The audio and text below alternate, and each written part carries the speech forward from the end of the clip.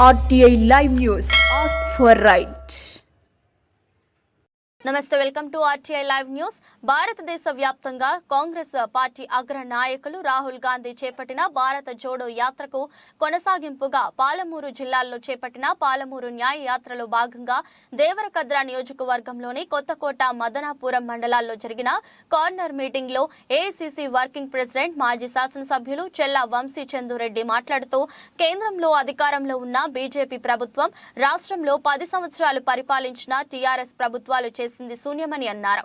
రైతాంగానికి సాగునీరు త్రాగునీరు లేక ప్రజలు తల్లడిల్లుతున్నారని, ప్రాజెక్టులను పూర్తి చేయకుండా కోట్ల రూపాయల ప్రజాధనాన్ని దుర్వినియోగం చేశారని ఆయన ఆరోపించారు. ఈసారి పార్లమెంట్ ఎన్నికల్లో కేంద్రంలో బీజేపీ పార్టీని చిత్తశుద్ధిగా ఓడించి కాంగ్రెస్ పార్టీకి పట్టం కట్టడానికి ప్రజలు కంకణం కట్టుకున్నారని, కేంద్రంలో వచ్చేది కాంగ్రెస్ ప్రభుత్వమని ఆయన ఈ సందర్భంగా ధీమా వ్యక్తం చేశారు. ఈ పాదయాత్ర కార్యక్రమంలో దేవరకద్ర శాసనసభ్యులు జి మధుసూదన్ రెడ్డి, కాంగ్రెస్ పార్టీ మండల నాయకులు తదితరులు పాల్గొన్నారు. మేలు ఏంటంటే శూన్యం. ఏం మేలు కూడా మన జిల్లాకు జరగలేదు, మన ప్రాంతానికి జరగలేదు, మన నియోజకవర్గానికి జరగలేదు, మన మండలానికి కూడా, మదనాపూర్ మండలానికి కూడా ఏం న్యాయం జరగలేదు. ఇవాళ నేను మదన మేమిద్దరం కూడా మీ ముందుకు వచ్చినాము. మేం చెప్తున్నాం ఇవాళ మదనాపూర్ మండల ప్రజలందరికీ కూడా, ఇక్కడ ఉన్నటువంటి శ్రీ అభినాంజనేయ స్వామి సాక్షిగా మేమిద్దరం ఇవాళ మీకు హామీ ఇస్తున్నాము. గతంలో 10 సంవత్సరాలు మీకు అన్యాయం జరిగింది. ఇవాళ రాష్ట్ర ముఖ్యమంత్రిగా మన పాలమూరు ముద్దుబిడ్డ రేవంత్ రెడ్డి గారు ఉన్నారు. మేమిద్దరం కూడా ఈ మండలానికి, ఈ నియోజకవర్గానికి న్యాయం చేసే బాధ్యత మాది అని ఇవాళ మీకు చెప్తున్నాం. ఈ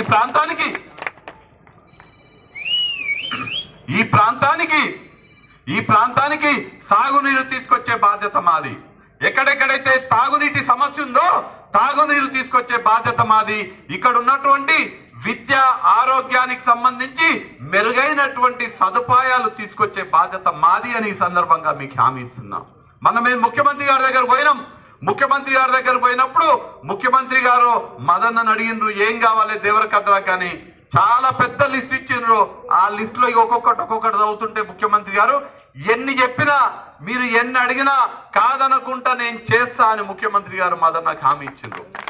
అప్పుడు ఇమ్మీడియట్ గా చెప్పిండ్రు ఎన్నికల కోడ్ వస్తుంది, లోక్సభ ఎన్నికల కోడ్ వస్తుంది, దానికన్నా ముందే దేవరకద్రలో 100 పడకల హాస్పిటల్ కావాలి, మాకు కొత్తకోటలో 50 పడకల హాస్పిటల్ కావాలి, కొత్త మండలాలలో ఎక్కడెక్కడైతే కొత్త మండలాలు ఏర్పాటైనాయి కానీ మంచి సదుపాయాలు లేవు, ఆఫీసులు లేవు, అక్కడ ఆఫీసులు కానీ అన్ని సదుపాయాలు కూడా ఏర్పాటు చేయాలనే మాట చెప్పడం జరిగింది.